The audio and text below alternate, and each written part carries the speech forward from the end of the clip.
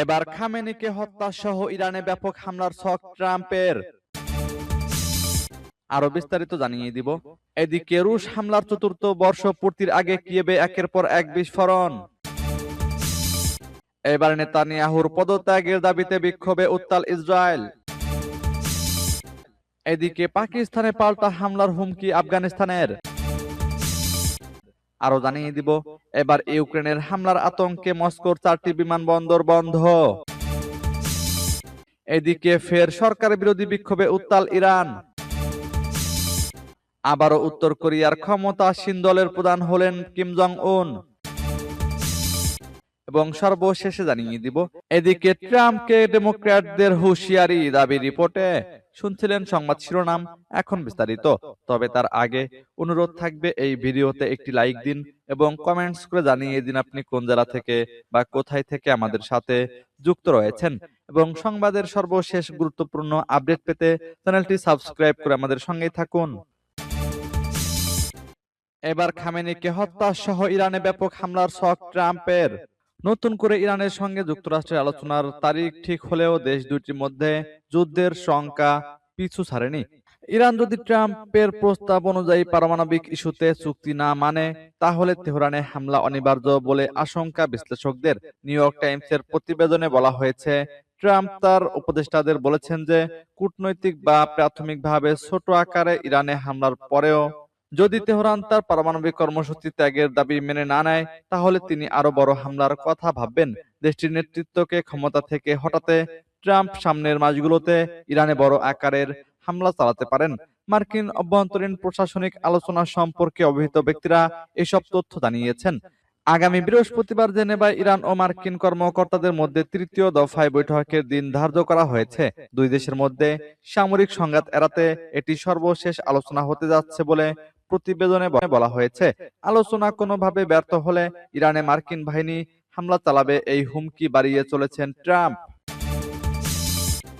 এদিকে রুশ হামলার চতুর্থ বর্ষ পূর্তির আগে কিয়েভে একের পর এক বিস্ফোরণ।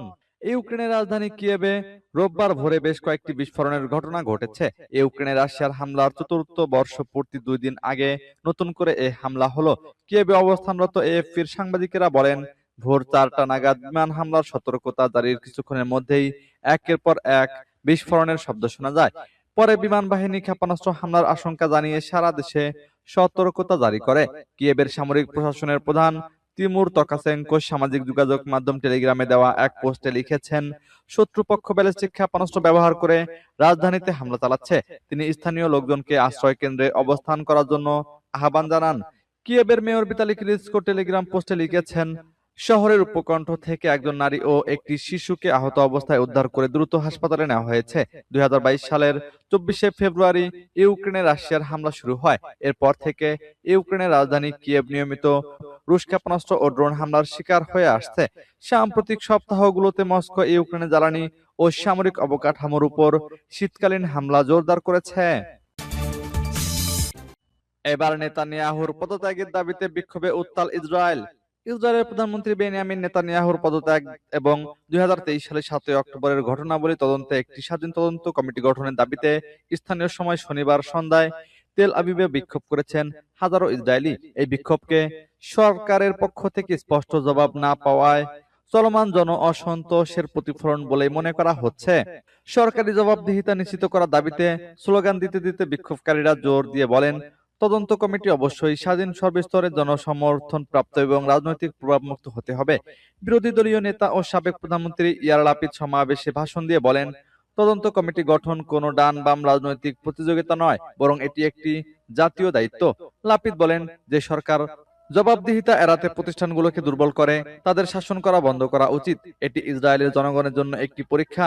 সরকারের বিরুদ্ধে জনসাধারণের অর্থের অপব্যবহার এবং জনমত প্রভাবিত করার অভিযোগও তোলেন ইয়ার লাপিদ। এদিকে পাকিস্তানে পাল্টা হামলার হুমকি আফগানিস্তানের। দুই দেশের সীমান্তে সংঘর্ষের পর আফগানিস্তানে সবচেয়ে বড় হামলা চালিয়েছে পাকিস্তান। রবিবার ভোরের দিকের এই হামলায় আফগানিস্তানে কমপক্ষে 18 জন নিহত ও আরো কয়েক ডজন আহত হয়েছেন। পাকিস্তানের এই হামলার যথাযথ জবাব দেওয়া হবে বলে হুমকি দিয়েছে আফগানিস্তানের ক্ষমতাসীন শাসক গোষ্ঠী তালেবান।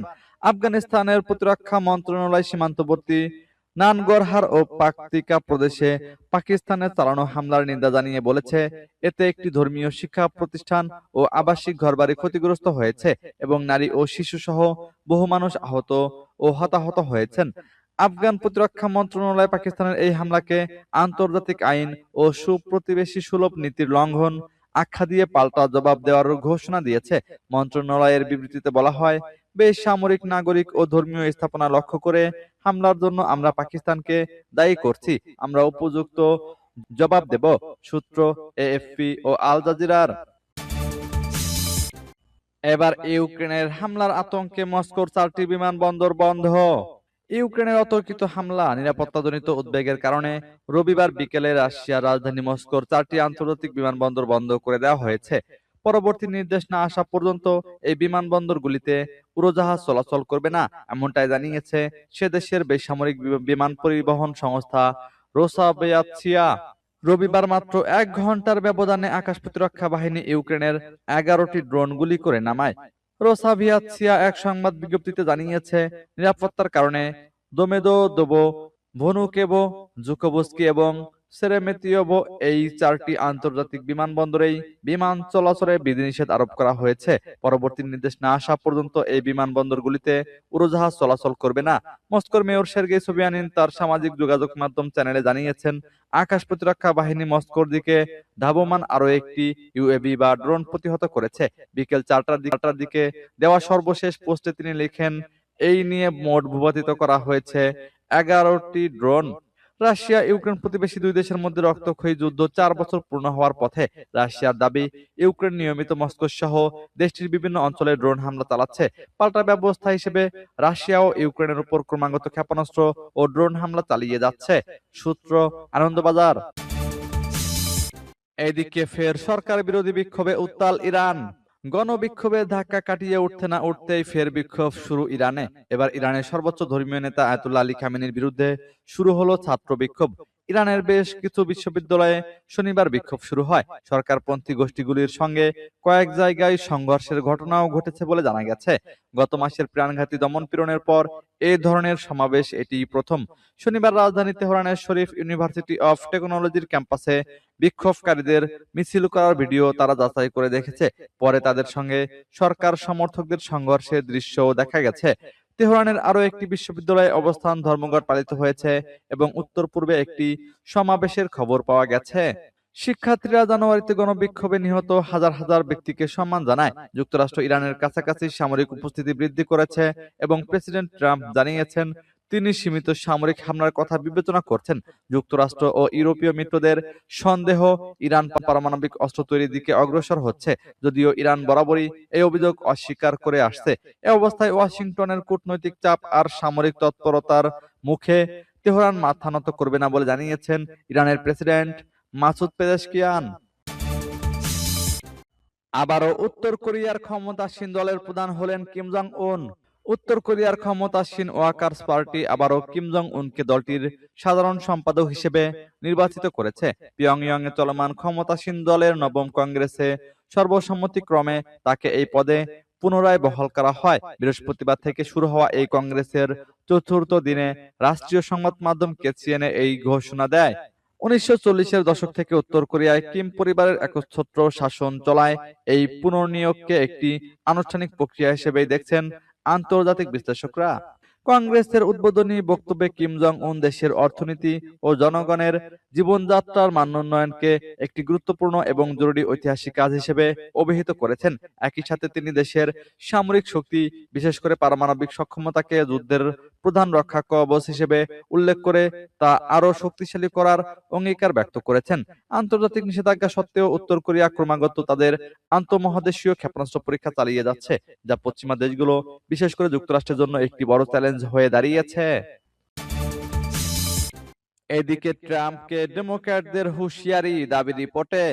মার্কিন কংগ্রেসের ডেমোক্র্যাট সদস্যরা সতর্ক করে বলেছেন, প্রেসিডেন্ট ডোনাল্ড ট্রাম্পকে অবশ্য ইরানের বিরুদ্ধে সামরিক পদক্ষেপের বিষয়ে আইনগত কর্তৃত্ব মেনে চলতে হবে। তারা আরো বলেছেন, ট্রাম্পের উচিত কংগ্রেসের সঙ্গে পরামর্শ করে সিদ্ধান্ত গ্রহণ করা। ইরান যুক্তরাষ্ট্রের মধ্যে পারমাণবিক আলোচনা চলছে এবং দুই দেশের মধ্যে সংঘাতের আশঙ্কা করা হচ্ছে। এমন প্রেক্ষাপটে মার্কিন কংগ্রেসের ডেমোক্র্যাটরা ট্রাম্পকে সতর্ক করলেন। ট্রাম্পকে কংগ্রেসের অনুমতি ছাড়া কোনো সামরিক পদক্ষেপ না নিতে আহ্বান জানিয়েছেন তারা। ফ্লোরিডা থেকে ডেমোক্র্যাট প্রতিনিধি ডেভি ওয়ারসারম্যান শুল্টজ বলেন, ট্রাম্পের উচিত কংগ্রেসের সঙ্গে পরামর্শ করে স্পষ্টভাবে এটা ব্যাখ্যা করা কেন ইরান যুক্তরাষ্ট্রের জন্য এত বড় হুমকি এবং কেন ইরানের বিরুদ্ধে সামরিক পদক্ষেপ নেওয়া জরুরি।